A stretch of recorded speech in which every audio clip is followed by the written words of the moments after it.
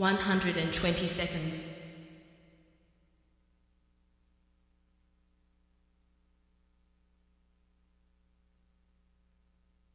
110 seconds.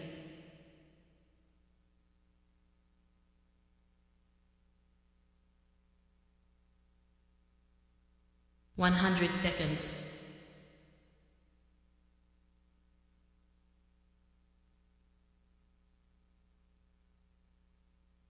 90 seconds.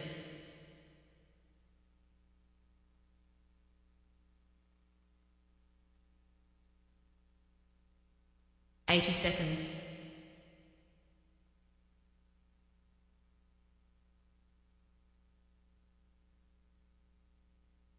70 seconds.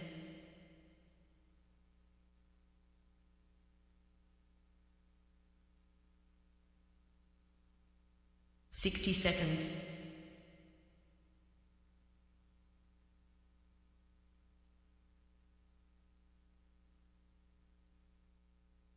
50 seconds.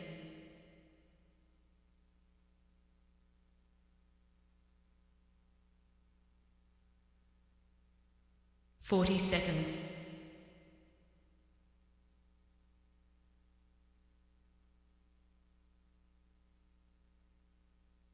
30 seconds.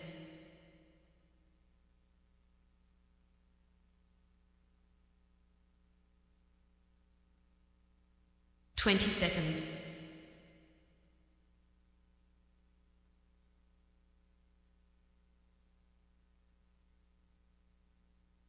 10 seconds.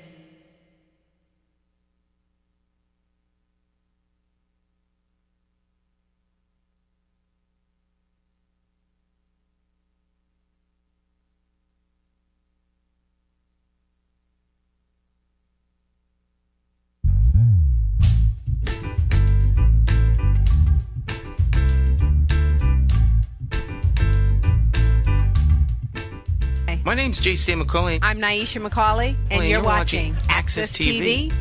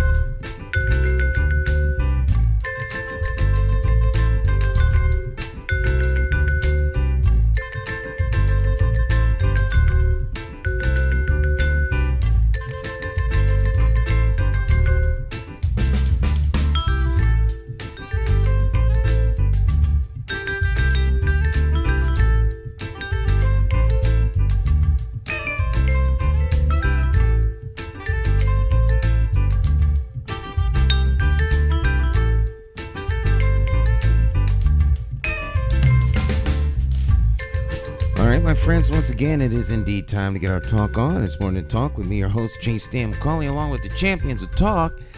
This morning, we got two of the best in the house.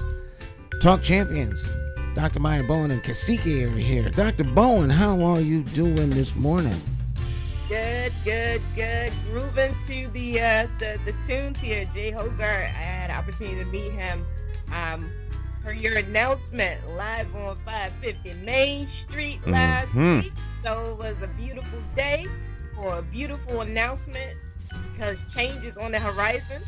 And, over the course of the weekend, one of the things that I ended up doing is taking a basic rider's course in terms of getting some retooling skills for my motorcycle. So I should be out and about doing more practice in order for me to, safely ride these streets because it's dangerous out here. All right, so she's out. She's riding the streets on the motorcycle. Do you do any cycling, motorcycling, Kasiki? No, I'm afraid. First of all, good morning to all our listeners and viewers. But no, I'm afraid of them bikes. They're dangerous. I had a couple experiences on motorcycles. My first experience on a bike was some guy tried to teach me how to ride it, and I got on it, and luckily it was a short distance, but I drove it right into the barracks, right into a building, and that kind of, and then I got on a bike. I was living off post when I was in the service, and we lived there was a stretch in, I lived in Barstow, and we had to go to Fort Irwin. It was 40-mile stretch of desert, one straight road, and I got on a bike with a guy, and my heart almost came out of my mouth. This guy was going so fast. I can imagine. I almost killed him, Stan. I was hanging on so tight, man. So no, I'm all set with them. And there's the absolute, and then you start thinking about all the terrible things. Like there's absolutely no safety. Like if you have an accident on a bike, you are in the air immediately. Yeah, you're very vulnerable. You learn how to fly right away. So I commend the people who are more courageous than I am when it comes to riding the motorcycles, but no, not for me.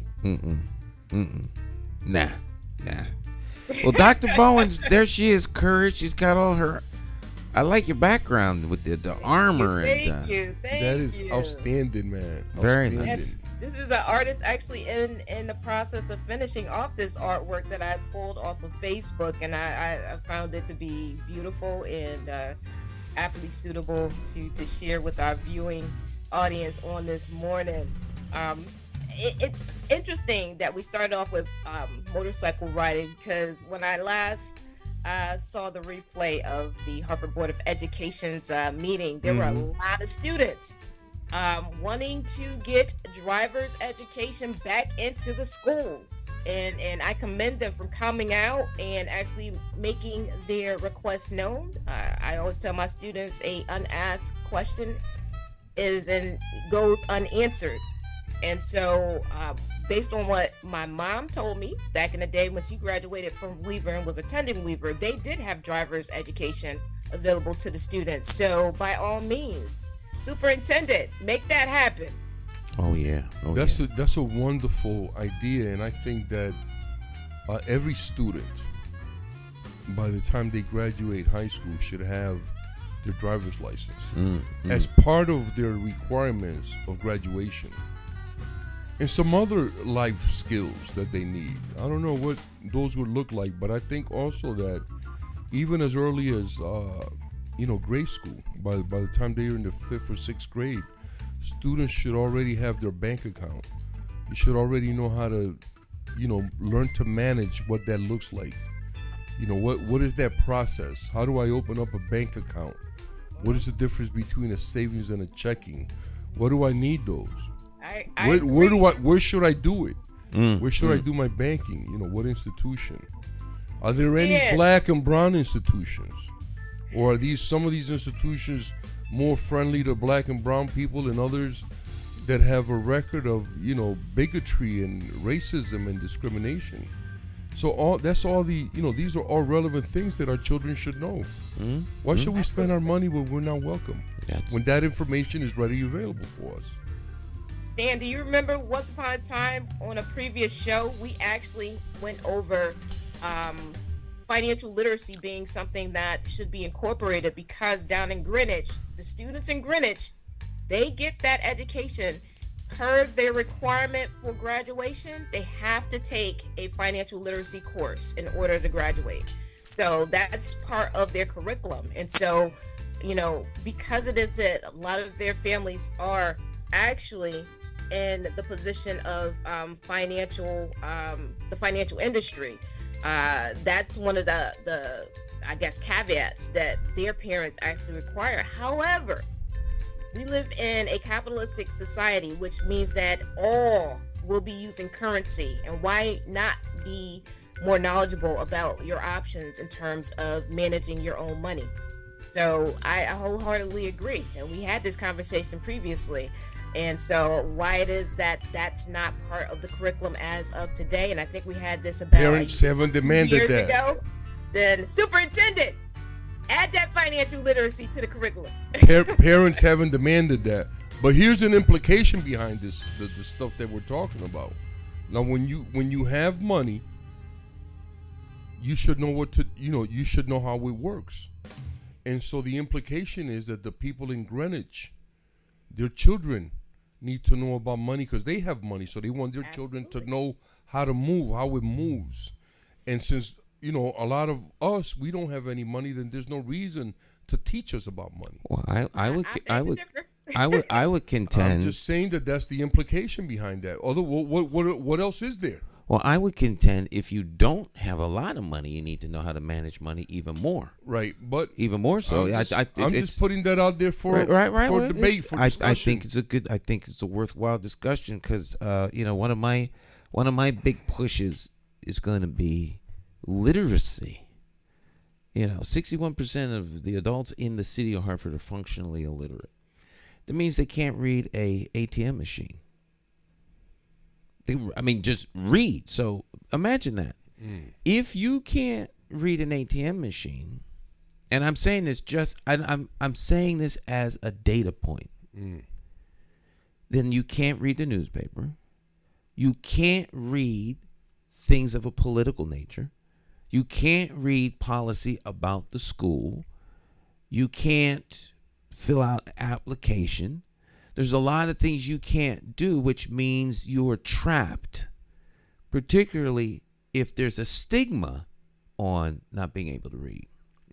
So you don't ask for help, and you develop coping skills. And even more, and you become a functioning illiterate. You become a functioning illiterate. So what then happens is functional hearsay. So since you can't double check or read it for yourself, you gain trusted individuals who you'll get your news from, which could be good or bad. Because then, what I heard was, and how do you verify? How do you double check? So how do you, I heard, and then people figured that you actually did the research. Or you witnessed it. Or even wit, but you don't know. You just know what you heard. And so in Hartford, where you can say something on one end of the town and it can get all the way to the other end of town faster than you can walk. But this is a completely different story. Totally different story. And there's no way that anybody can prove or double check stuff because a lot of people can't read, which means the people in Hartford will always be trapped in poverty. It's a way to enslave. Well, that's a different type of enslavement. That compounds the enslavement that we already under. That's right. That's what it does. Right. Locks you in. Remember, if we're in a race, think about if we all three of us were in a race, we're each other's competitor. So if it is that I can read, Stan can read, because CK, you have some troubles in that area. Yes. The real contenders are going to be the ones that can actually read. So where it is that we have a marketplace that's going to be demanding of individuals being able to have that foundational skill set, guess how many people are taken out of the competition? So for example, if I were to play Michael Jordan, right, 1-to-1, he has a more refined skill set than I do. So he's going to win. And so when I think about race, I think of it in terms of competition. If I can eliminate my competition, that means that I automatically win. Yeah, I don't agree with that concept at all. I think that's completely anti-community and anti-indigenous. I don't see the reason why we have to compete for anything. That's not the way that indigenous people think. Well, the reason we think about building together. That's different than competing, and those are different words, and it's all spelled differently. In case anybody's confused about that. So here's the thing: I can beat Michael Jordan in a game, and I can't read because Michael Jordan can't read the instructions to the game. You understand? So we can't make more out of things than what they are. Well, I don't think the effort is to make more out of things. I would say that I live in a society where I don't believe we should have to lock our doors. And I think that people are not out to harm somebody. I think, as a matter of fact, in Japan, where crime is almost unheard of in terms of homicide, former prime minister, because there's no security, because we don't do this, so no one's even thinking about it. So because we don't necessarily buy into doesn't mean it doesn't exist. We live in a society that is very competitive. Now, whether or not we believe that we have to compete is, I think, another subject. But in their offerings, in the way they do business, Right.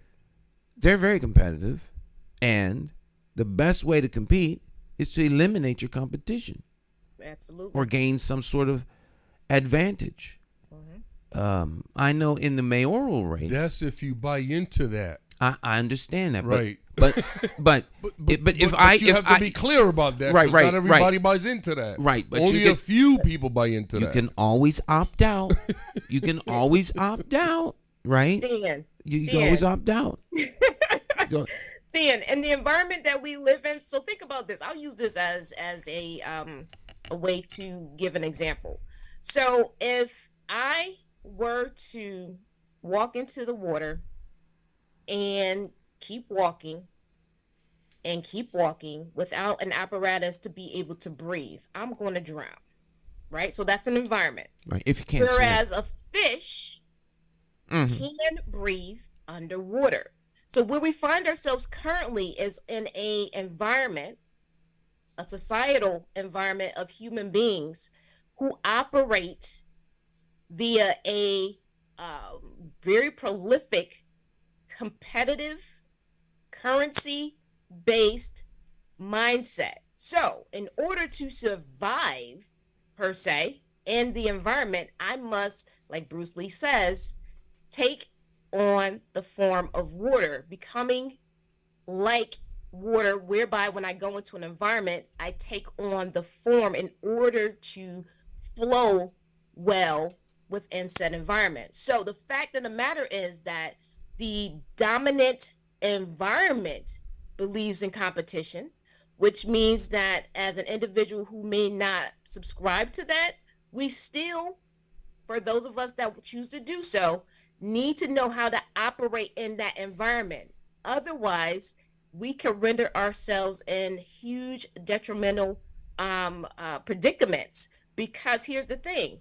If it is that if I walk into water thinking that I'm still going to be able to breathe after it's over my head, then sadly, I come to my demise. So, indigenous beliefs in a environment that believes otherwise, aka in competition, they are conflicting, right, and diametrically opposed. Diametrical opposites. So that means that yes, even though we coexist together, what is the dominant operations in terms of the environment that we live in? You can keep your beliefs, however, you still have to know how to navigate in a dominant environment.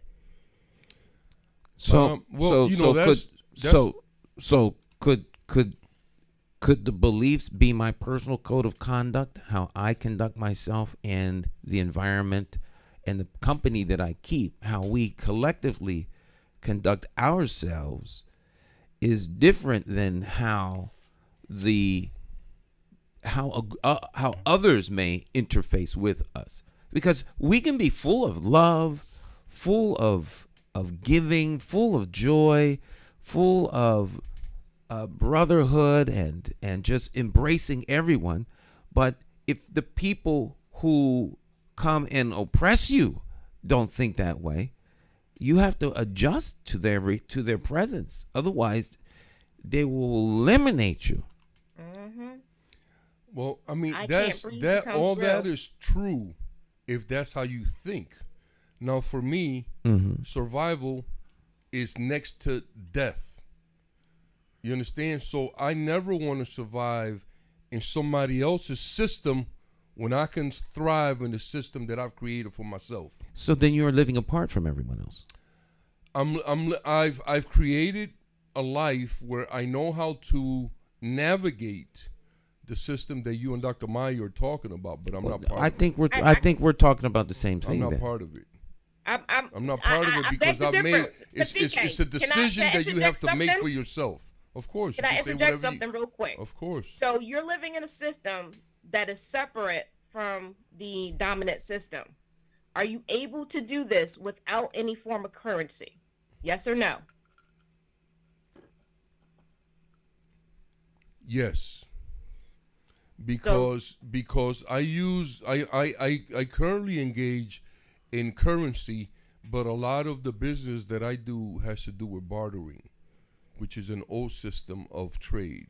You can Okay, barter, I'm gonna let that stand, but you did say yes, that you're not using the currency of the dominant system in order to actually survive. And I don't want to put words into your mouth. No, but that's not what I said. I said that I am currently. because I added something on the end. But here's the thing: the system that we currently live in requires currency in the form of cash and other types of denominations that is being used with financial institutions. So my question was, are you saying that because of your beliefs in the way that you do your business, you are able to operate without currency? So you're totally outside of the system, the dominant system, in order to survive. So the question was, again, are you not using any of the currency? So I'm rephrasing it, using any of the currency in the dominant system in order to survive, quote unquote. So I'm going to repeat my answer because no matter how you phrase the question, it's going to be the same answer. The answer is that it could be done, but currently I am not doing it. I am using some currency to conduct business, but most of the business that I conduct is done through bartering. Okay, but that was longer than a yes or no. Just putting that out there. Well, so ultimately, I'm getting a yes. Well, that's very cute for you to put it like that. However, an explanation needs to be put out there for clarification, because if I say yes or no without an explanation, then people are going to put that answer for me, and I don't want anybody speaking for me. I understand that, but I asked a yes or no. But that's okay. I understand. No, we don't do yes or no. Well, see, sometimes that's an adult speaking to a child. I beg to differ, but either way, in terms of your description related to the system, you say you operate outside of the system. As an indigenous person, you operate outside of the system. And so I was trying to just bridge the gap between you not needing the dominant system at all related to utilizing currency as an example. But thank you for the explanation. Well, here's a system. I was thinking of the Amish and Pennsylvania Dutch, but I think there's a better system than that. The United States military. It is a whole separate system from the rest of the military code of conduct. I mean, the rules are totally different within the military structure than they are in civilian life. Like, there's it's a different society. Schooling is different. Base life is different. There's a chain of command. There's a lot of things that are separate and apart from the rest of the world, and it's we have subcultures within the larger culture. Yes, the Asian Americans or the Asians have created their own communities. Mm-hmm. Now the Muslims have created their own communities. They have their own, like the Amish, right? And so we have, and so it would be foolish for anybody to think that when you live in the world that we live in today, with the way that things are set up, that you can completely remove yourself from that. No, you need to learn how to navigate the system, but you have to maintain your integrity and your honor and your dignity, because the way that what I call the white business model is completely criminal, at all levels, with the way that people are taxed, the way that you have to pay interest on loans, the way that all these things that have happened. And that's why people like myself, we try to hold on to those things because we know that there's no integrity, there's no honor, there's no dignity in robbing and stealing from people and acting like it's cool, like it's okay. You know what I'm saying? So that's what I'm talking about. Well, I think you could. I think you can have those, as Brother Lou likes to call it, the moral compass, where you are grounded in ethical, life affirming, conduct. Ideas and philosophy, right? Man. And how you conduct yourself, no matter where you are and what you're doing, sets the standard for you. But the standard I set for me works for me. But because I do it, the other 8 billion people on the planet are free to operate any way they wish. But if I want to get along with them or communicate with them, if I'm not going to be off the grid, living mountain man by myself, then there's going to have to be some give and take, some exchange. And I think that happens anytime you're doing anything with anybody. Absolutely. You're interfacing with people. And so the full circle, if we're talking about literacy, financial literacy, teaching our children how to use money, as you say, and what it's worth and its value, what banks you put it in, that is part of that broader system. And if you're not living on your own, off the grid, in your own little society, or a micro society, then I think it is good to know how to navigate. Well, and the other thing is that we are, once again, we talk about this all the time, we are too accepting of a lot of things. Now, who writes the curriculum for our children? We should. But I'm asking, who does that? Who writes that curriculum? What is their interest? If they lack capacity, as I've heard it many times in Harvard, a consultant.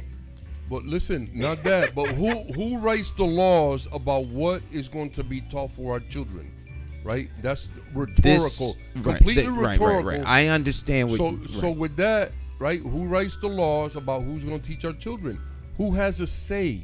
What is the parent? What are the parents' input? Have they been consulted? Have we thought about how that's going to benefit our child? The things that they're taught in grade school, how is that going to benefit them as adults? The things that they're taught in middle school, the same thing in high school, right? We have to ask questions. Well, I think asking questions is fine. However, you can't just ask questions, not you, but questions can't just be asked ad nauseum, because it's easier to question than it is to find an answer or to deliver one up. But just hold that question, hold that thought. We'll take hold the thought. You all right out there, hold your thought, write them down, send us a chat message or whatever. And when we come back, I want to hear from our viewers and listeners about the kind of things that they think that our children should be taught.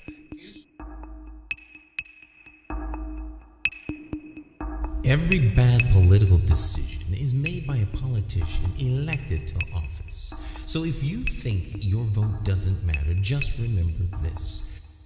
There are people sitting with politicians in a back room making deals about your future, making policies about your children, making decisions about your neighborhood. To them, you are just a vote. You are not their cause. You are just a vote. Elections have consequences, and if you don't vote, you are actually voting to keep these people in power to work against you.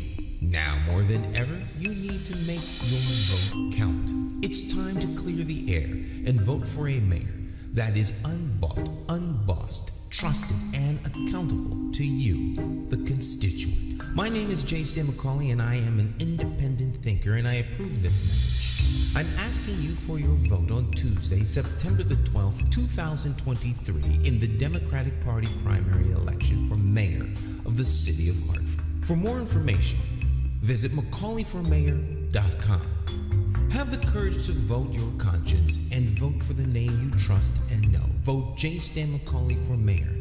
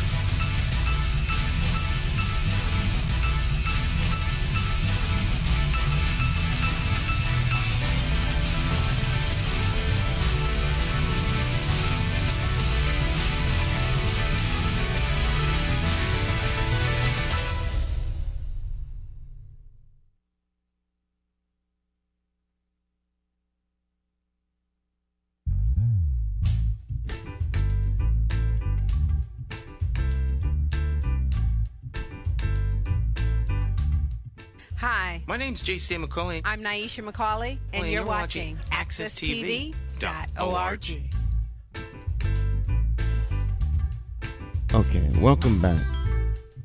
All right, we're having the debate off air. We're having a hot topic. This is a hot topic apparently. So the question is, I would like to hear from our audience, our listeners, and our viewers, and Dr. Maya and Stan, of course. What should our children be taught from pre-K all the way through high school, and how is that going to help them, be better adults, if you will? I think that those questions can be answered by the folks who have children.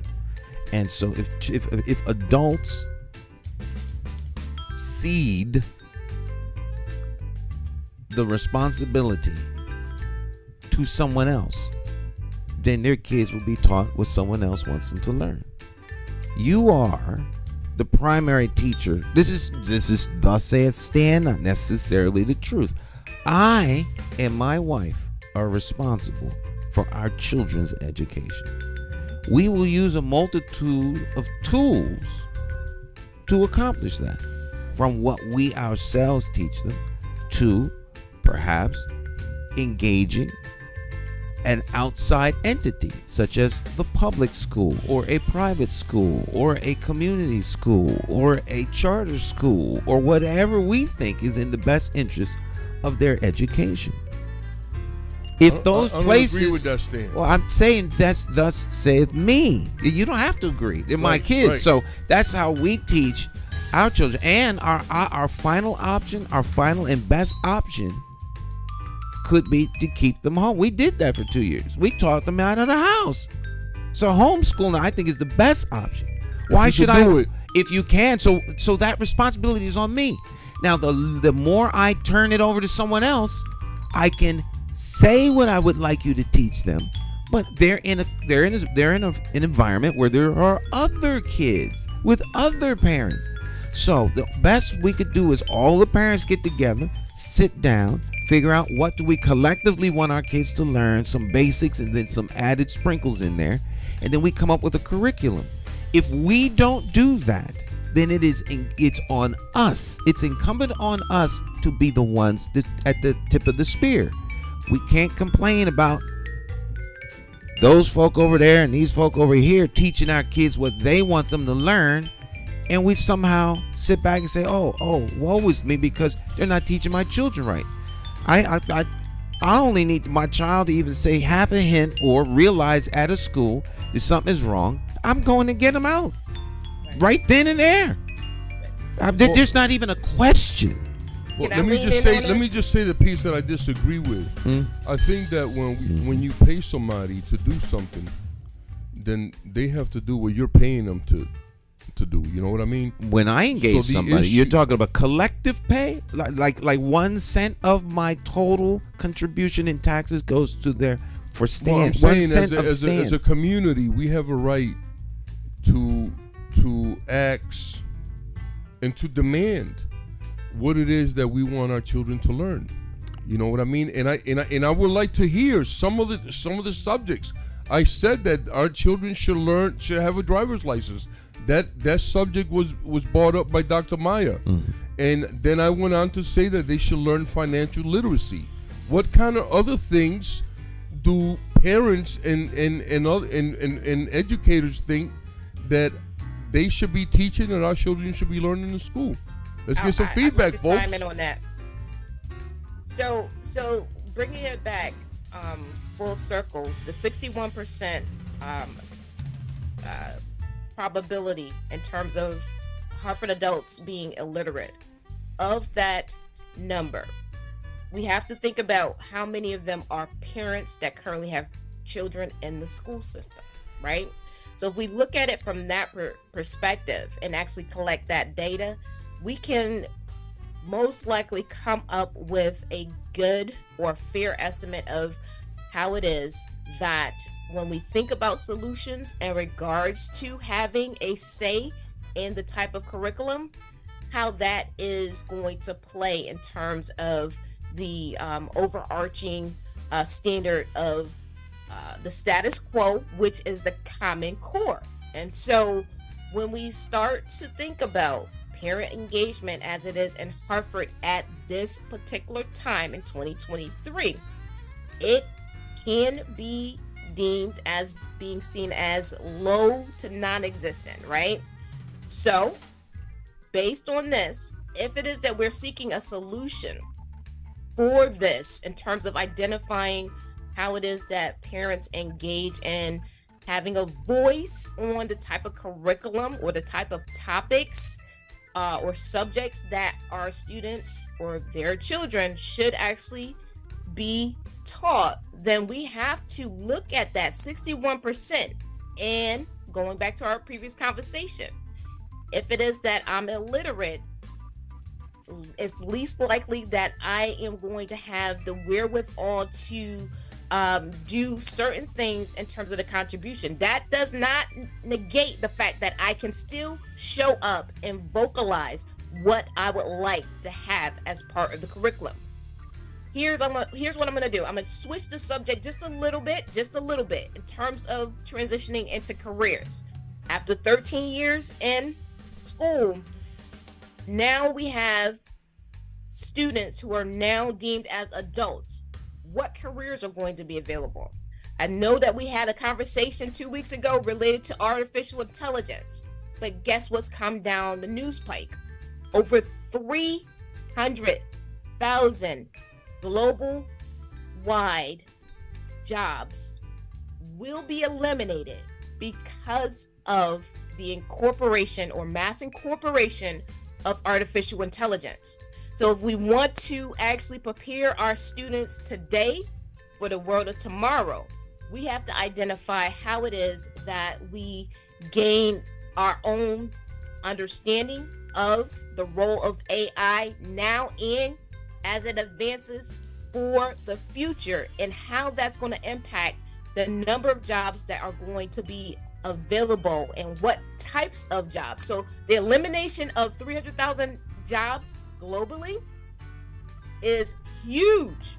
So that means that as it is that we're sitting here speaking about this, we have to give consideration to having individuals do a deep dive in terms of their research on how to best prepare their youth in jobs that would lend towards artificial intelligence being a part of the major global society in terms of careers, industries, and what are those needs? And so the question is, how do we incorporate artificial intelligence and all that it encompasses into the Common Core that is the current standard? I think what I would, my contribution to this particular part of the conversation is that we should, first of all, I think the numbers are skewed. It's a lot more than 300,000 because we have 300,000 in the United States alone. Because one person can monitor at Walmart, they can put up about between 8 and 12 of those self-checkout machines and have one person supervise those machines. It's even that worse. means that 11 people lost their job in that store. And so when I go to any shopping, CVS, Stop and Shop, whatever it is, I never go into those self-checkouts because most of the people that are losing those jobs in the cities are black and brown people. And I often ask myself, why would you support that? Why would you accept that? Well, there are plenty of Walmart. There's plenty of Walmarts way out where there are no black and brown people, and it's the same thing. Mm-hmm. I would take it a step further. They don't need checkout people at the store at all because they have the. There's a couple stores that have gone like that now, Stan. There's right, McDonald's that's like that now. You just drive. You go into the store, put whatever you wanted in the cart, and leave, and it automatically registers how much you have in the cart, all of the items, and it comes up on your phone. So you don't need the people. You just need a place where you can go get your stuff. So rather than to have it delivered to you, you could pick it up. You go in, get your stuff and leave. So you can really reduce this. So AI is going to make a paradigm shift. I don't think the issue is one of what kind of job you'll have. I think the issue is going to push people to universal basic income because there's not going to be any jobs for the most part. There'll be some things that humans can do, but in the large part, society is going to have to make an adjustment because you're going to have tens of thousands, if not millions and millions of people who there just aren't any jobs for them because things can be done so efficiently now. They become dispensable and expendable. And I want to say that I think that means a reduction of people. I just want all the AI enthusiasts to slow down. Globally, 300 million globally. I should have said 300 million, not 300,000. Yeah, It's going to be a huge number. Yeah, it's going to be a huge number. So but here's people the are thing. becoming more aware of that, Dr. Maya, and they're slowing that down because they're afraid. The same way that all. They're replacing humans with machines. They're replacing our food with artificial food. I got something for you, though. People are not going for that, sister.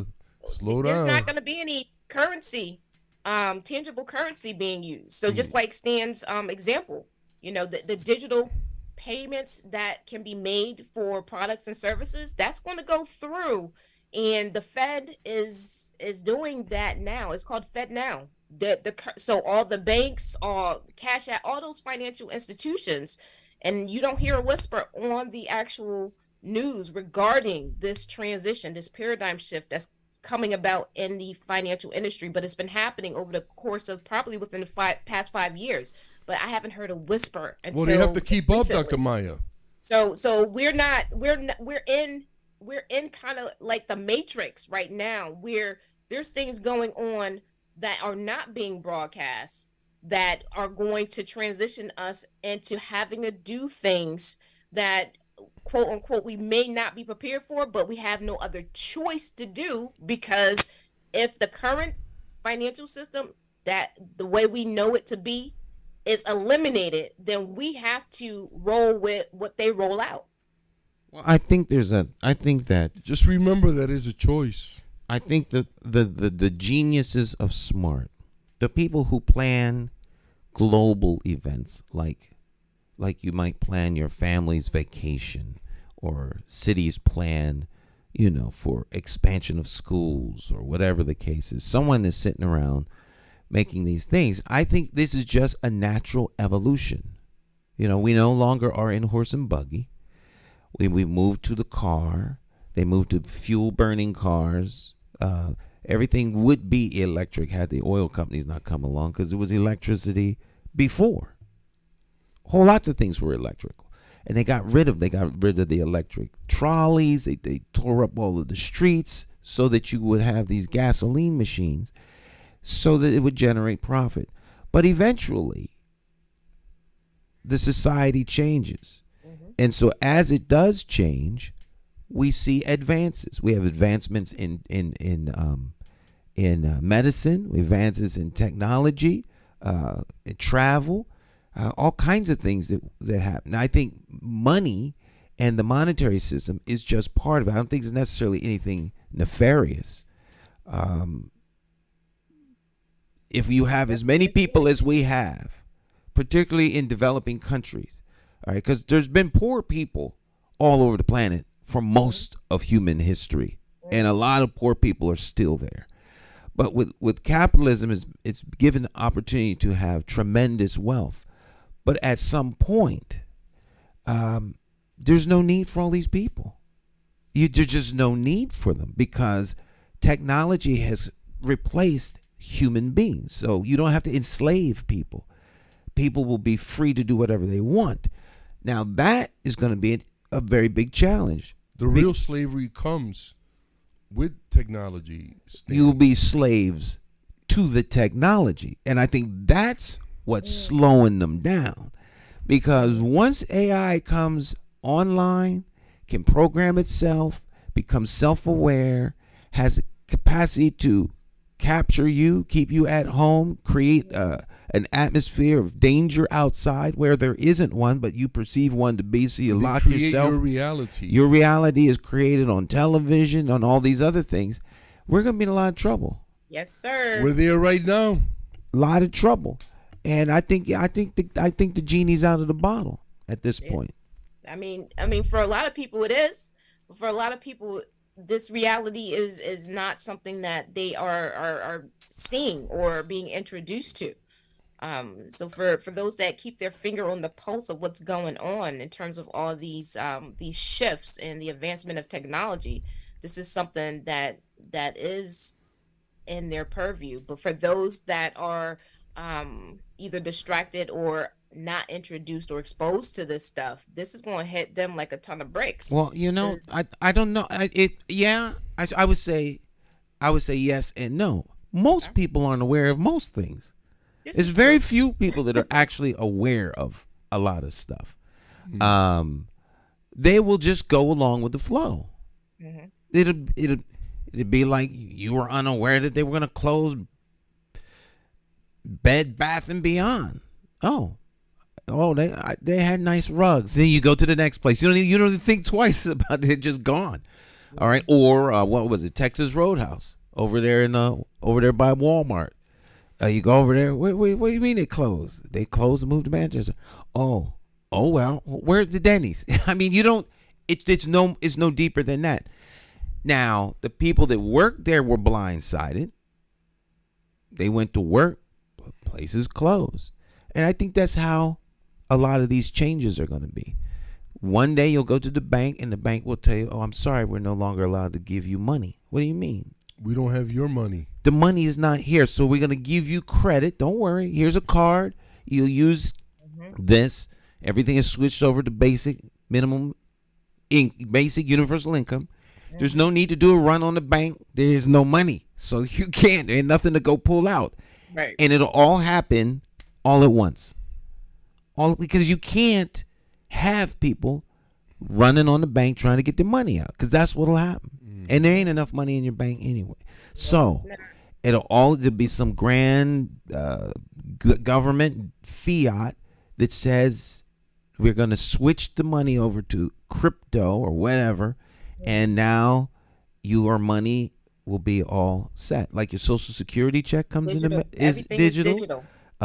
All of the assistance that you get is all digital. EBT. So look, here's one EBT. Here's one part of AI that I really enjoy. I think with all the digitizing of currency now, I think that it will make it a lot easier for you to shop in Russia, in China, shop anywhere you want, right? Anywhere, and be able to have that money be automatically transferred to their currency, and you don't have to do nothing but pay. You know what I'm saying?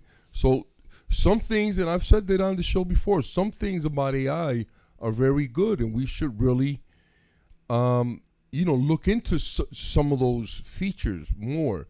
But some of it is very dangerous for humans, and we have to.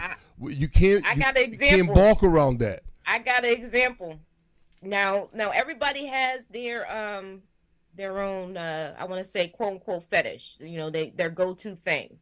If all transactions are being tracked through this digital system, anytime somebody hacks into that system, they can pull up anything that you have actually purchased using that digital currency if there is no tangible currency to actually be exchanged. Now, granted, I don't think the quote unquote black market is going to remove itself from said transfer of dollars, but then again, how is it that they be able to actually navigate in their own little world as well? But they will make a way, because the black market has been around for quite some time. So all I'm saying is that every single transaction that anyone makes globally will be tracked and traced. Whereas with our current currency, if we pay for it in cash, is untraceable. Well, to a limit. Yeah, it's semi-untraceable. That wouldn't bother me, because it first of all, who wants to know what I'm doing? And so if they really want to know what you're doing, they're going to find out. But if you really want to know what people are doing, on trash day, just take the trash can. Pour it in a plastic bag or a drum. Then everything that somebody buys or uses is in their trash. Mm-hmm. Everything.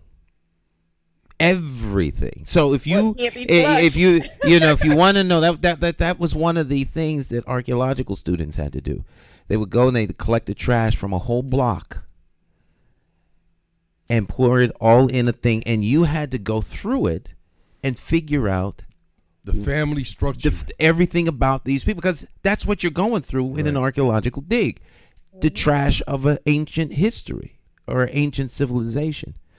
But this here is I don't want anyone to see this because people could freeze the frame and zoom in and all this other stuff.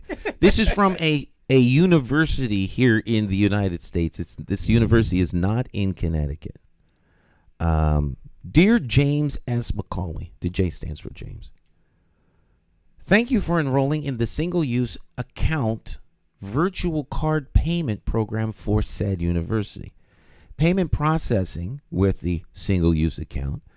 We recommend that you store the following information for future use to process your payments. You will receive an email shortly containing a link to JP Morgan Voltage Secure Mail.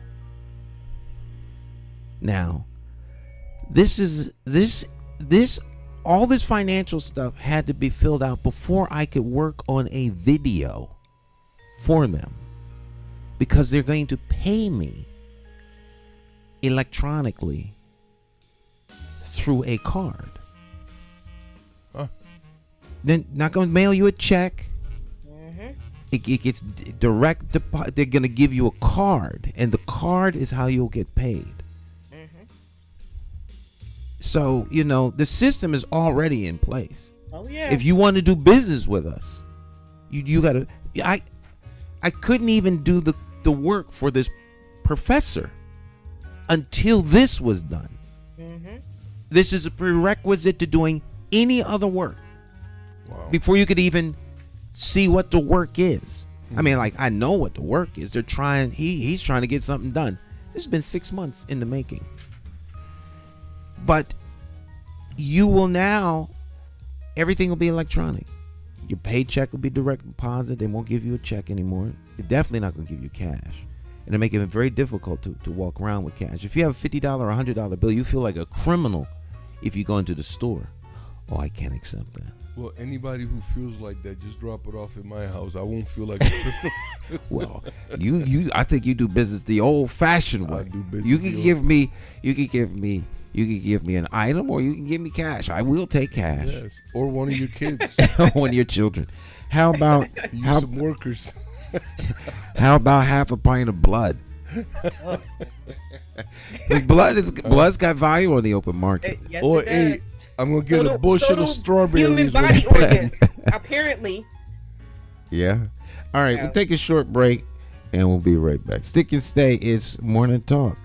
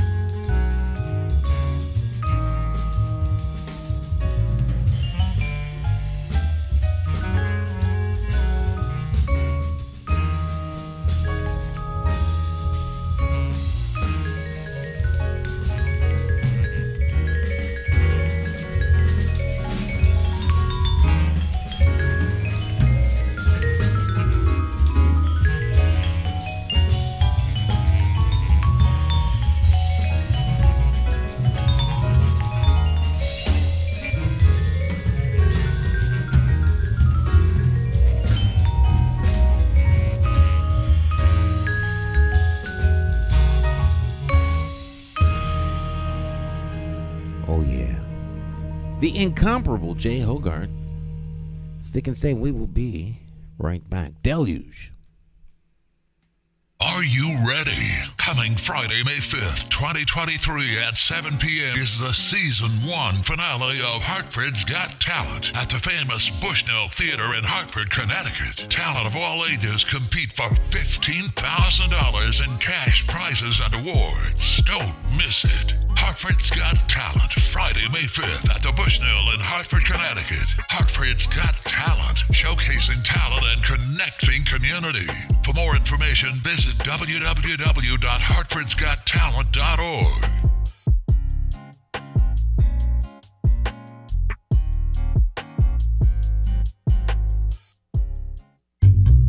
How do you define evil? Is evil the pedophile school administrator or taxation without representation? Is it the gatekeeping community leaders who sell out the very people they were elected to fight for? Or is evil the politician that puts out lies and takes in cash? However you may classify evil, having to choose the lesser of two evils still leaves you with evil. Nowhere does this rule apply more than during an election for mayor. Choosing a candidate who is the lesser of two evils still leaves you with evil. No wonder so many people don't vote. It's time for the constituents to flip the script and vote for a mayor you can trust. My name is Jason McCauley. I am an independent thinker, and I approve this message. I'm asking you for your vote on Tuesday, September the 12th, 2023, in the Democratic Party primary election for mayor for the city of Hartford. I, like you, am an independent thinker. So let's sit down and talk about my path to victory and why my 5-point plan for Hartford will work. Stop listening to the uninformed evil interests that tell you I can't win. For more information, visit McCauleyformayor.com. Have the courage to vote your conscience. Vote for the name you trust and know. Vote McCauley for mayor.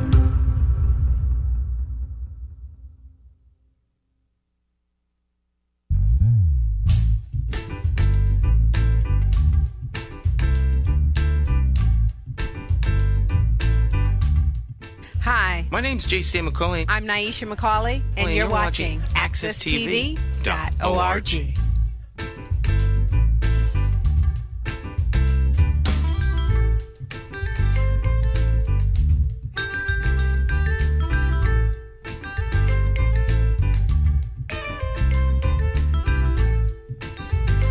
All right.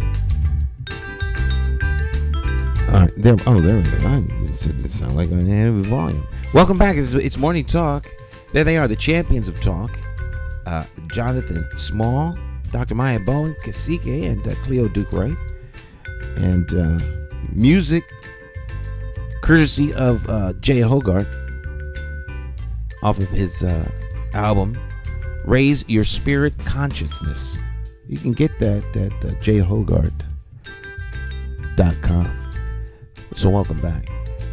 What's happening on the Hey Stan, is that I have a business and I've never heard you or anybody else that I know promote my business like you supporting that white man. I'm just gonna put that out Jay's there. not white. I don't care what color he is. I take that back, but I need people to support me like you support he's other not people. here. We are supporting you. Well, listen. So tell us about your business, Cacique. Run. Tell you about my business. I have a chess club in. Because I like you Berlin. to promote your own business. You here, you have full access.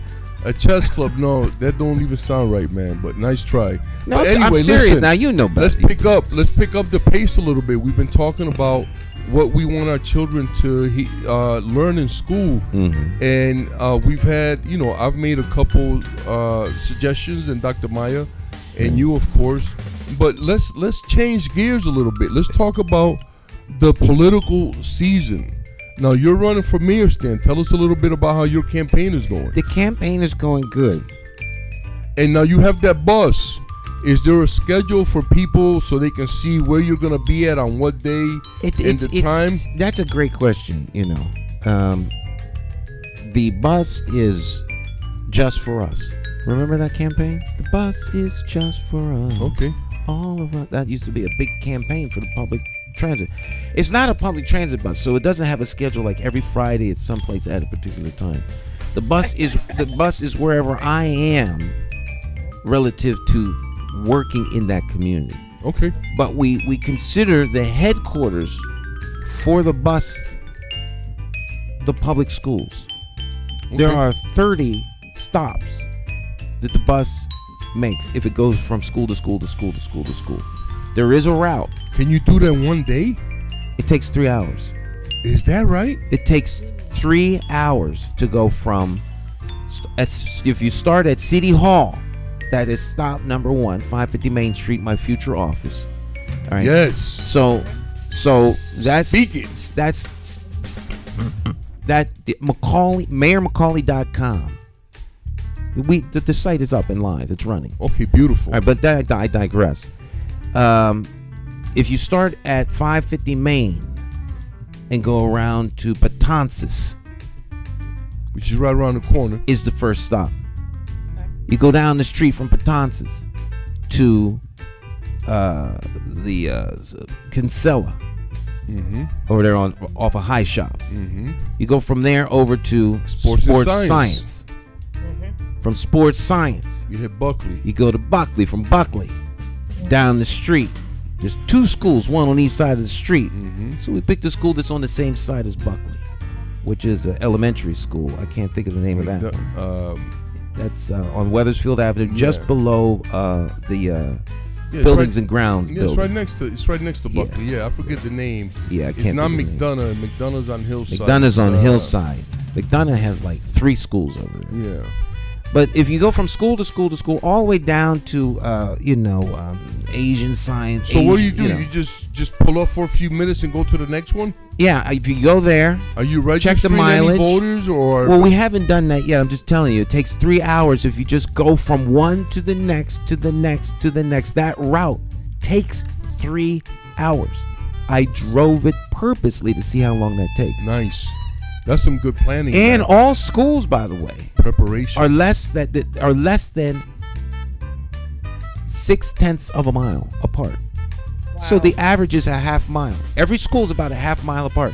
Now, the longest run was 1.2 miles, and that was going from the old, the old Clarence Barber, which is now Thurman Milner.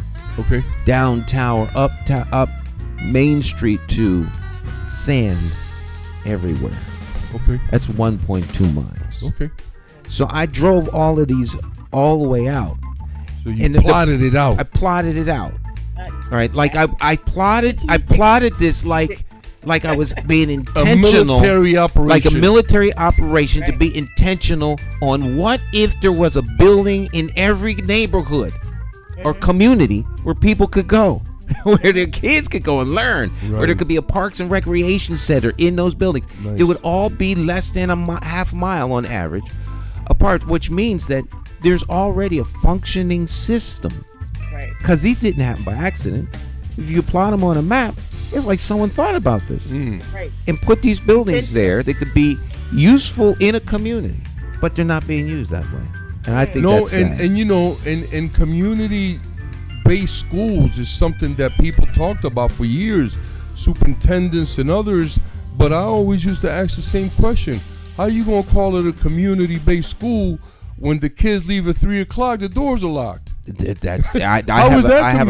have a big problem with that. So I think that and studies have shown, brother, everywhere, that any time that a school shuts down, that neighborhood goes right down with it. And that's purposeful. Because schools are the hub of the community. Absolutely. So we need to make better use of them. If you take out a school, you take out a community. I spoke on the show before about how when I was a kid, man, we used to have, I think all the schools had Parks and Rec after school. You can go till about 5:00 when you were in elementary. And middle school, and then high school and adults can go from 6 to 9, man. In the McCauley administration, every school will have Parks and Recreation. I love it, man. We're going to return awesome. Parks and Recreation back to the schools because the school is the hub of the community. And when asked, people had asked me about, do we have school choice? And I say we don't have school choice. We have school chaos. That's real. That's We have real. school chaos. That's my assessment. Yeah. After my this is just an observation. We have school chaos because schools should be local, and every school should be a grade A school. Period. No matter whatever school you go into, it should be superior. I agree. Period.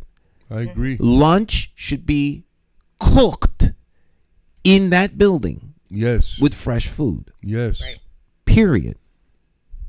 Bring back the cafeteria staff and make the school a place where people can come and eat. And there's the ethnic diversity within the city. Would by default, every school would be unique to serving the needs of the people that live in that community. Absolutely. That It just right doesn't make there. sense that this to me is common sense.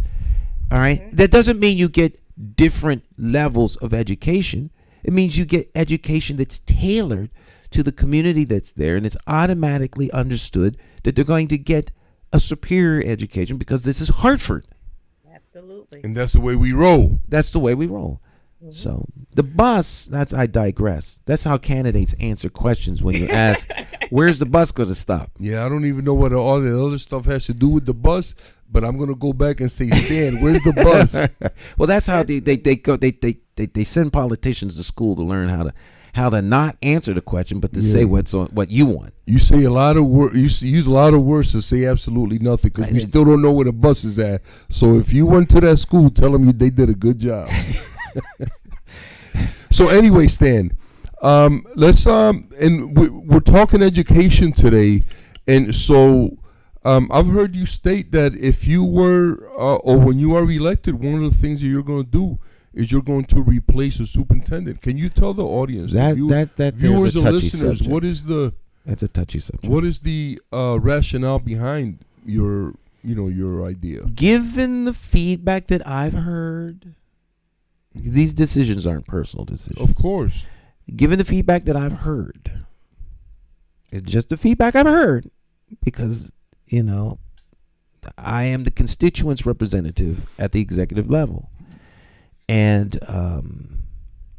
the next step has to come from somebody different. That's all. At the end of the day, it needs a different a different leader. A different leader to take it to the next level. Yeah. And I just want to say that I agree that Leslie, because I like the superintendent. I think she's a phenomenal person, but professionally speaking, I think that she has taken the district as far as she can take it for now. And somebody else is going to take it to the next level and maybe even continue some of the things that she started. But people need to know when it's their time to go. Look at Luke Bronin. It's an interesting dynamic. I got to give credit to the mayor, Dr. Maya, because he knows that he's no longer welcome in our city, and he decided that he's not going to run again. So we'll give him credit for that, for knowing when he's no longer wanted. Decision. But I think that's different than the superintendent. She is welcome. She's welcome to stay, but not as superintendent. She's welcome to stay as a citizen. And, I thought that she might have, at one point, I thought she might make a run for mayor. I think that would be an interesting. I think she would make a good mayor. I don't know. And she has great leadership skills, but sometimes you outgrow your job or your job outgrows you, and it doesn't matter which one of those it is. You have to be able to tell what it is. My point of contention is really identifying, as an administrator. Okay, you're making a lot of decisions, and I would want to say that the majority of her, the individuals that she supervises are teachers, right? But without having a teaching background, how do you negotiate specific types of policies to be put in place from an executive level if you've never walked the shoes of a teacher in the classroom? That's mind-boggling to me, because it's, as I've seen on other shows, like Undercover Boss, right? They actually got to see what it entails from different levels within their company.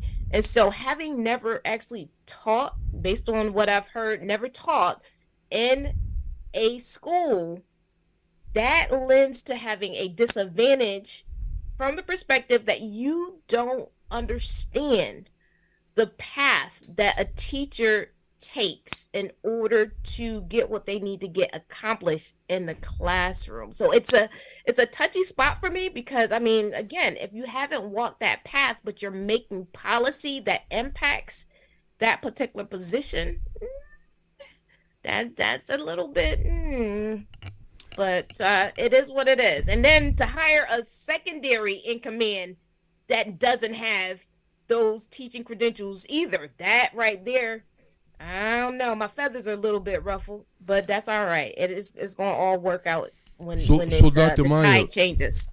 Dr. Maya, I don't agree that you need to be a teacher to be a superintendent, because the smartest person in the room is not the smartest person in the room.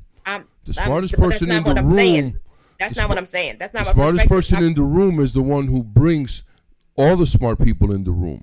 And so with that being said, I agree that it was a mistake for Leslie to hire someone who doesn't have classroom experience, because she should have hired people who have that classroom experience to advise her deputy, so she could make decisions. You know what I'm saying? Informed decisions. But you don't have to be. Understand, I don't think you have to be a policeman to be the police chief. You know what I'm saying? You just have to know how to manage people. That's an interesting. That's an interesting avenue. I think that some things you have to have operational expertise in order to do. There's some things that you can be a great administrator because you're just an administrator. Hospitals, the hospital administrator many times is not a doctor. Right. But when they can manage people. Right, but when you get into that, and this is where it starts to get a little dicey. When they try to make the HMOs and things like that, and they don't. If they were making medical decisions, it would probably be even better, because then they would operate from a framework of not knowing, so they would then be engaged in listening. They are bean counters, and when you get the bean counters running things, then it becomes all about the bottom line and how much money things cost and how much we could save, and we're going to cut this and we're going to cut that, and they do it in the vacuum of not necessarily understanding the direct dynamic impact that it has on a negative side. So I think it's good to have some operational experience, and if you don't have it, you have to surround yourself with people who do, and that takes a certain level of leadership and a certain level of security, because a lot of times leaders are some of the most insecure people you'll ever want to meet, and when they're insecure in everything but what they're good at, right, and when they're insecure, you gonna have a problem, because they will never surround themselves with people smarter than them. And then they get rid of people. Turnover is high with those kinds of people. If you find a leader where there's a lot of high turnover, that's because people don't quit the job, they quit their boss. That's true. They clearly love the job, otherwise they wouldn't be doing it. So they quit their bosses. And so when you have a boss that's insecure and doesn't want to listen to sound advice, or what, I hired you because you're an expert. I don't mind telling people I don't know, but you do. That's why I hired you. I'm not here to be smarter than you. I'm not here to actually micromanage you. I'm here because someone has to be accountable for the mistakes you make, and the mistakes you make are going to be my fault, because I'm the one that they hired to do the actual job. But because I can't do it by myself, I hire you. So whatever tools you need, let me know, so you could do your job to the best of your ability. And anytime you have a problem, come see me. That's my job, to give you the resources and to create the atmosphere where you can get the job done, no matter who you are. So I think you should surround yourself with people who are far, far, far smarter than you, more creative than you, and then you all work together Right. Teamwork makes the dream work.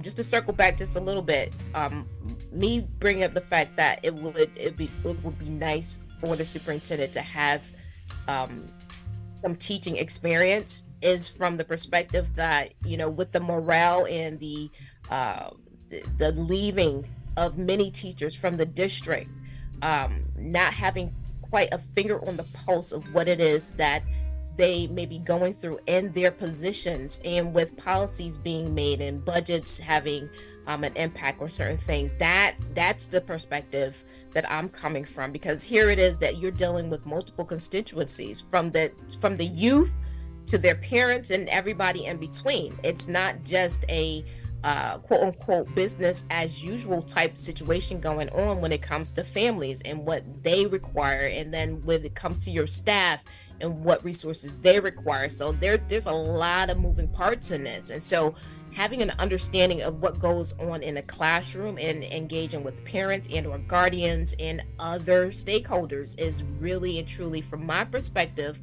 an added value to the superintendency. Which, when I went to the University of Hartford as a candidate for the doctoral program, I wanted to become superintendent of Hartford Public Schools. That was my goal. That was my reason for actually signing up for the program. Unbeknownst to me, they were stating that you typically would need teaching experience, and I have a business background. And so with that being said, I have found my pathway in higher education because I don't have public school teaching experience. But yet, fast forward, and I believe Leslie and I are about the same age, having now seen that the possibility still would have been there for me to actually pursue that route with individuals like yourself, Kasike, bolstering the credentialing of Leslie, even though she didn't have a teaching background. I could have made that a possibility in terms of a pathway. However, I have found my pathway, and I am highly passionate and content where I find myself. And so it's all good. And, as we move forward, Dr. Maya, I think that we have become better at identifying what it is that we want to see in a superintendent. Mm-hmm. So, I'm grateful to have you here to share all your wonderful insight about the superintendent's goings and comings. And, you've been very informative. And I just want to thank you, because you bring a lot of wonderful knowledge in general, but education knowledge specifically to Hartford that I find very, very useful. So thank you for that. You're welcome. It's my pleasure, and likewise to you in terms of the contribution. I think this show allows for individuals to get the best out of us contributing to the conversation, and more importantly, and I'm hoping it pumps something into their veins in terms of becoming engaged to the ability that they have in terms of seeing Hartford actually become the best that it absolutely can be. And I'm all about positive and productive impact. And so my mantra: teamwork makes the dream work. So digital high fives to you. That's what's up. That's what's up. Thank you so much. And to all our listeners and viewers, thank you so much for tuning in. May you have a wonderful week. Blessings in everything that you do. Success, and let's uplift and let's exalt each other. Peace, family. All right. He make it sound like the show's over. No, I'm just sending out a blessing, man. Okay. I was just making sure that you realize we still have a lot of time left. No, we can stay as long as you want, man. I'm here for the duration, brother. Yeah. But getting back to you, Stan. So, there's been people asking me. That's why I was asking the questions about your campaign and the bus and the routes. I like the idea quite a bit that you're going to the schools, but especially the high schools, because you could do some phenomenal in all the schools, but you can register voters at every school that you go to. Oh, yeah, absolutely. By letting them know that, they can register right here, right now. And I just think it's good, to get people registered to vote, get them involved in your campaign and get them working, Well, the tomorrow is going to be a monumental event. But there was a youth candidates forum. There was a candidates forum that were with the youth in 2011. I want to say, maybe it was 2007. I think it was 2007.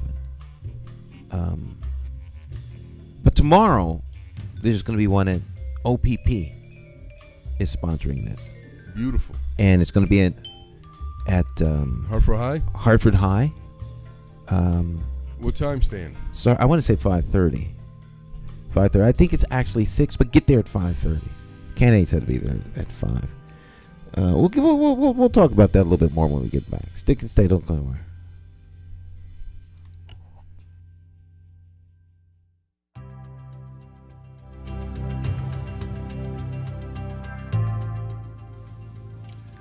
You know something? Hartford's strength is the people. They're independent thinkers and love their city. So how did Hartford fall into the hands of rogue policymakers? Well, to start, this rogue group spent nearly $1 million putting themselves on the inside and leaving you out in the cold. What if I told you that $5 can be the difference between a Hartford with hope and vision or a Hartford that is in perpetual decline, increasing crime, and an educational system going nowhere fast? Your $5 contribution to our team is a statement that you are investing in Hartford's future. Your $5 contribution to McCauley for mayor will make you a member of the team, and together we will explore the possibilities. More than that, you will be demonstrating that Hartford's people are ready to make a stand with Stan. Our goal is to get the support of 5,000 people who live, work, and play in Hartford. I'm asking you to make a bold statement by contributing $5 right now, today. If you believe in Hartford and its people like I do, make that contribution. And together we will show Connecticut that the people of Hartford care enough to do our part. We are ready to pick up the ball and run. The people of Hartford are back in the game, and we're in it to win. My name is J. Sam McCauley, and I approve this message.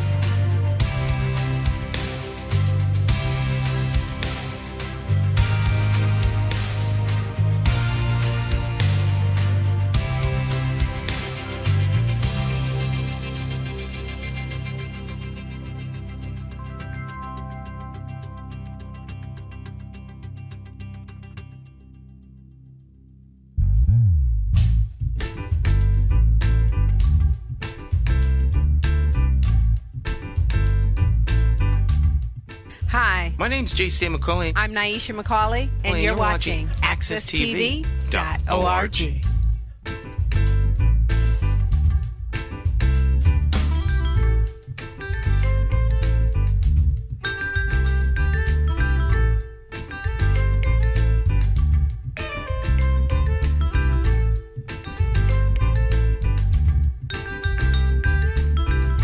All right, welcome back.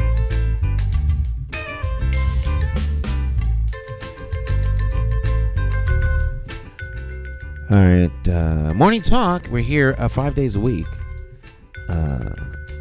Monday, Tuesday, Wednesday, Thursday, Friday. And tune in at 8 a.m. p.m. And there's always going to be some morning talk. So we have a little augmented schedule. We're actually like in studio live Mondays, Wednesdays, and Fridays. Give you a little trade secret. Monday, Wednesday, and Friday, we're live at 8 a.m. to 10. 3 days a week. But we're live every time we broadcast. It's a live transmission. But we're actually in the studio Monday morning, Wednesday morning, Friday morning. When I become mayor, we will continue to do a morning show where we inform the citizens of things that are going on in the city. Beautiful. So can't wait till you take the helm up there, Stan. Yeah. Now listen, during the conversation today, we're using a lot of language, and I think people need to know that there's two different types of laws in this country. There's the land law, and there's the maritime law. And so money has to do with the maritime or the water or the sea law. So we have to learn the difference between the two laws. And people should also know that maritime law is much more powerful than the land law. Commerce over the seas. Yes. Because money, I guess, is actually used for trade. Yeah, At and the they end of call the it day. currency because of how it flows like water. So there's a lot of things that we've been kind of ignorant about, and this hence the conversation that we had today about what kind of information should our children learn in school. How is it going to be useful to them? Can they change a tire? Can they do they know how to use a jack to lift the car up? Things that they can do in an emergency. Every child beginning from first grade should learn first aid and CPR. By the time they get to high school, they're experts at it. They could do it in their sleep because these are things that are useful for life. Life-saving and life-affirming. And AI has a lot of wonderful things. We're doing AI right now. If you listen to any if you have a clock, if you have a phone, if you have a TV, if you have a computer, that's all AI. You know what I'm saying? It's just evolving to something more. You got a phone. Yeah. Your phone is absolutely AI. Yeah, this is all like more advanced, but all the stuff that I mentioned is AI, is artificial, is man-made. Artificial intelligence. Yeah, so it has its purposes. I think it has a lot of good things about it. I like the idea that I can pay for things in other countries over, with my card or whatever. You know what I'm saying? That's a huge convenience for people. But it's not, I don't want it to replace anybody because people need to earn so they can eat, so they can take care of their families. We have to be careful about the things that we promote and the things that we allow in our communities. Well, I agree with you on that point. But you brought up something with the superintendent, caused me to think about a question that was asked or posed to me in terms of how would I go about selecting a new police chief. That was a question that was proposed to me. That was posed to you. Posed to me by one of the town committees. Okay. I won't mention which one on the air, but by one of the town committees. And so I thought I would mention that because you mentioned the superintendent. So what? So how would you go about replacing him? What would the mechanism be? Mm-hmm. And I said to them that I would use my base would be the town committees and the NRZs, because those are two established entities within the city that have representation. The town committee is those people are elected to those seats. They're not appointed, they're elected. They go out, they get the signatures, then there's a whole election, people come out and they vote for the town committee people. And then you have the neighborhood revitalization zones. So I would take the spokespeople from the town committees, person or people. Sometimes they have two spokespeople, sometimes they have one. So I would take the spokesperson from the town committees and the chairs of the NRZs to find candidates for superintendent and for chief. And then those candidates would come before whoever in the city wants to chime in. And we would do this as a collaborative process between the mayor and the citizens. The city council, of course, is used to confirm. So I wouldn't include them in the process because I think their role is a different one. Okay. Their role is to confirm who the selected person is. And they should be independent and sovereign to say, no, we're the stopgap. That's not going to work. And then you start the process over again. Okay. Because they're also elected. Yes. They're a different branch of government. So I think it's very, very important that people buy into who's going to be teaching their children and setting that policy and executing the policy, and who's going to police their community. Because communities are here two major components, all right, that people really have a lot more control over than they realize. Because a community is self-policing, self-educating, self-sustaining. Now, you don't have as much control over the companies that come because they're sovereign, but you have absolute control over your superintendent and your police chief. And those are the two things that absolutely impact almost everybody in the city: law enforcement and education. Because education is essential to the forward move of the city. And so you all should be able to be the ones that pick these people, not me by myself with an agenda that is unknown to everyone else. That's crazy. That to me doesn't make sense in a community. At all. That's a kingdom or dictatorship. So Stan, let me ask you this. Because that question was posed to you by a member of the town committee. And would your answer be the same if it wasn't posed by a town committee person? Another group or another person? Yes, it would have been the same. And when I answered the question, I said to them, this is going to sound very self-serving, but it is not. And you can go back and check tape footage of my answers to the town committee in 2011 when I said the same thing. So I have a history. That I believe that the town committee is not fully empowered to do all it could because it is controlled by party bosses. Yeah.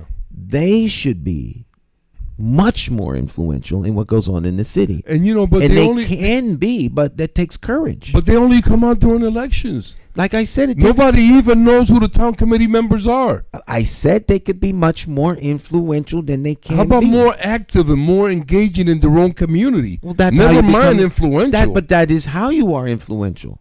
But you got to do the work first. Then you just can't be influential without getting engaged. I am saying how you gonna run for mayor, Stan, if the people that live in your own building don't even know you're running for mayor? Can't. Right. And that's what the town committee is right now. People don't even know that there is such a thing as a town committee, except the people involved in it. We are in agreement, but you're going to change that when you become mayor. So the first role of a leader is to inspire others to rise, not to my standard, but to a standard that they already know is there.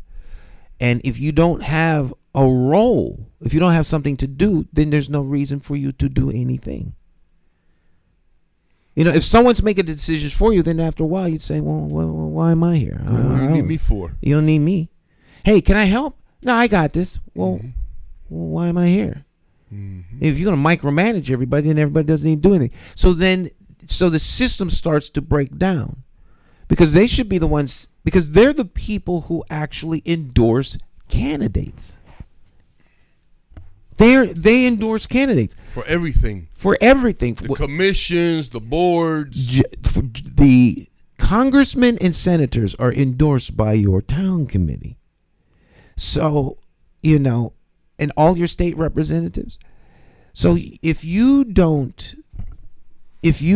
not engaged, then it's a loss for the part of town that you're supposed to be representing, and for your town in general. Absolutely. So we need town committee people with courage and conviction to vote their conscience as they interface with their neighbors. They're the voice of their neighbors, of the neighborhood. Between them and the NRZs, they control the trajectory of the city. So those who want to step in and move the voice of people out go after and try to neutralize the town committees. They try to rob them of their voice. So I say, give them their voice back. Let them decide these things. Now, ultimately, the decision is going to come down to the mayor. Give me your top three.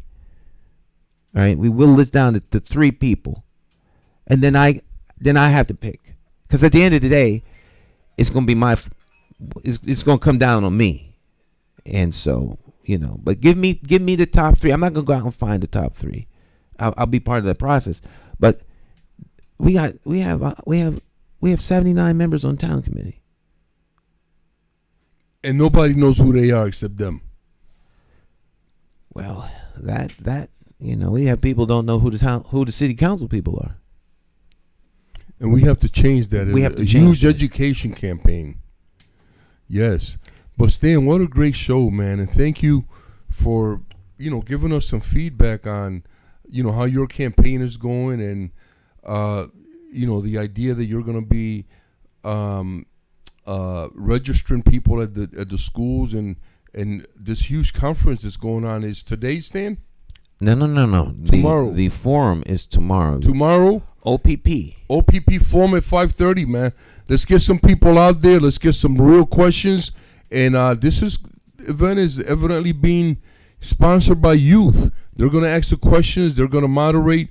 It's a wonderful moment for our children to excel and to exhibit their leadership. Mm-hmm. And I want to thank OPP for hosting. And now, is Hector still the man over there, or who's the head of OPP now? I don't know. It's not Hector Rivera anymore? I don't know. He was there for a while. I don't know who it is, but thank you anyway, whoever it is. OPP, our My People Clinical Services. My people, Abdul Muhammad. Yeah. Thank you, Abdul. I want to say the why. And Abdul, also thank you, because he had a health fair that along with I think is St. Francis.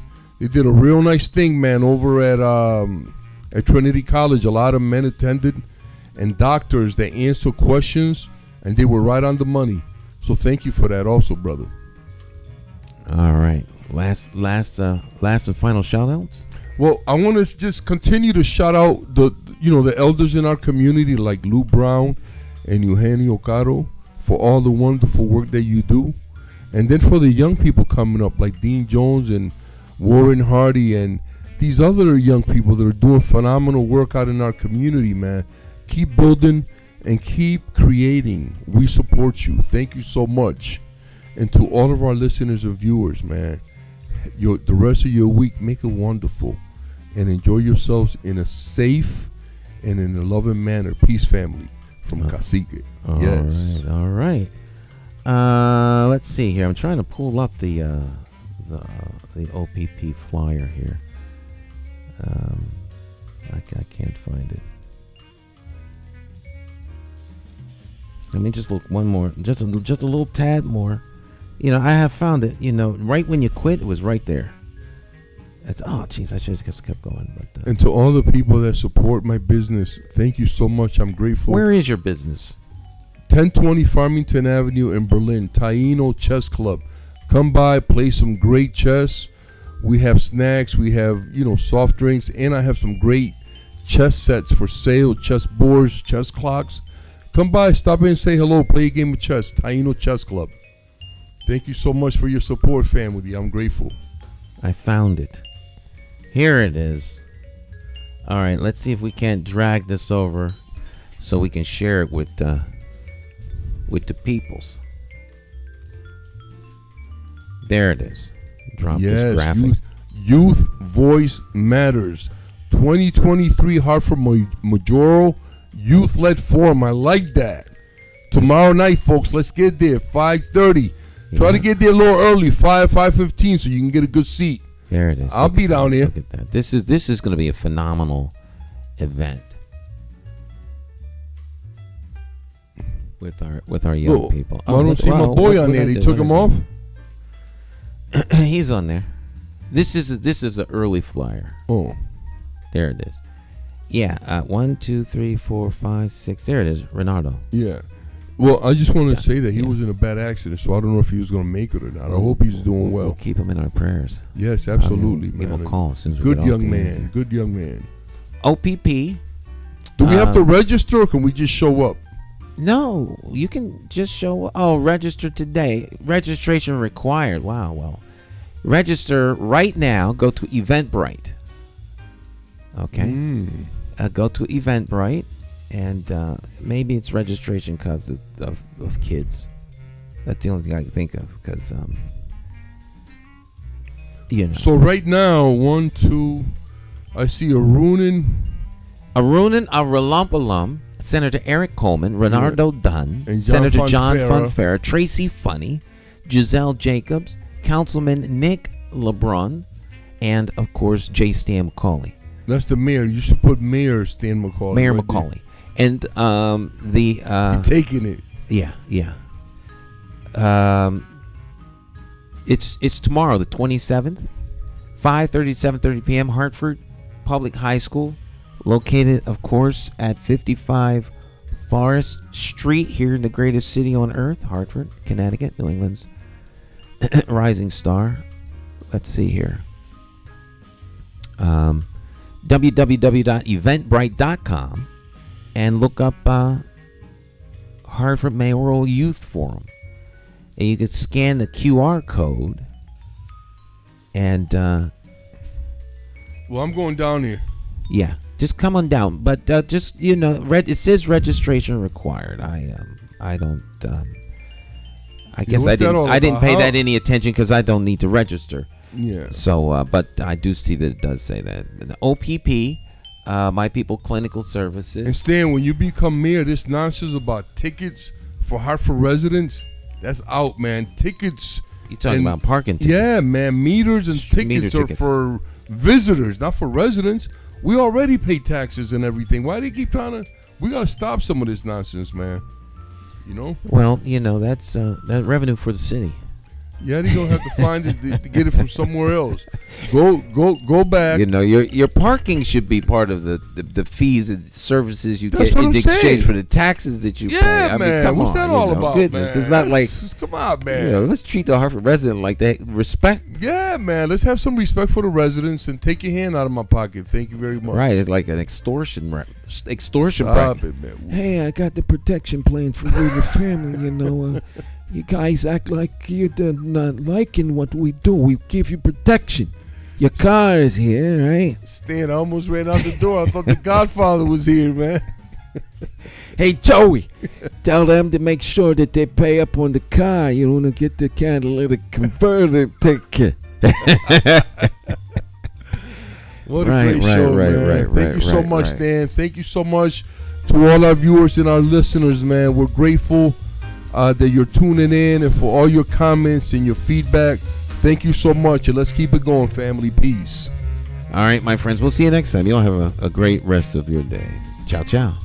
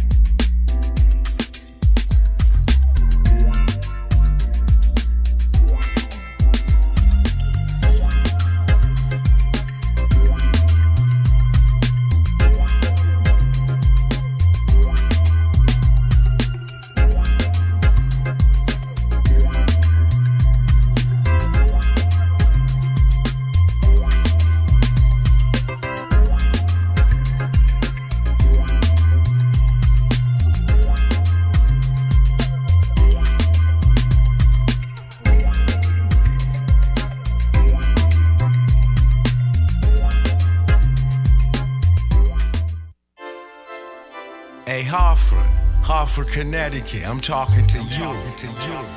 We gotta get out and vote. Vote for Stan McCauley. It's our time. We gotta rise up and take it back. Vote for Stan McCauley. Vote for Stan. You gotta vote for Stan McCauley. Vote for Stan. Vote for Stan. Oh yeah. It's more than politics than just what your social covers. And it ain't somewhere written down in bold letters. Don't just take my word for it, do your research. Think of your future, look at your bigger picture. Suit and tie, clean up, unity for the righteous. Plotting on action, hands on access. With a light source vision, door to door knocking. Guerrilla style marketing, brainstorm as a collective. Real neighborhood suggestions. Only we know what it is where we living. To make real life decisions. Move on facts, make a manifest back. You gotta vote for Stan McCauley. Vote for Stan. Vote for Stan. Vote for Stan. Oh yeah. Look at your city. Stop. Take a look around. Is opportunity flow into your house? Are you working? Wait, can you save some money? And is your neighborhood safe? Or is it a homicide every night?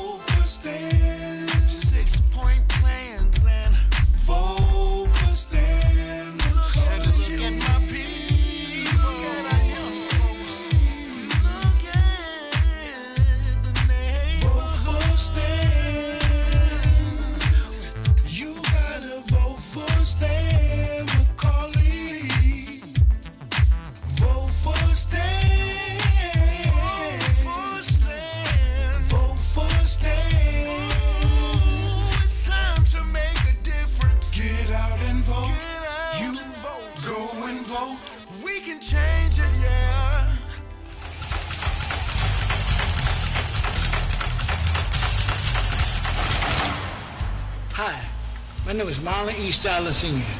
Many of you may know me as the two-time welterweight champion of the world.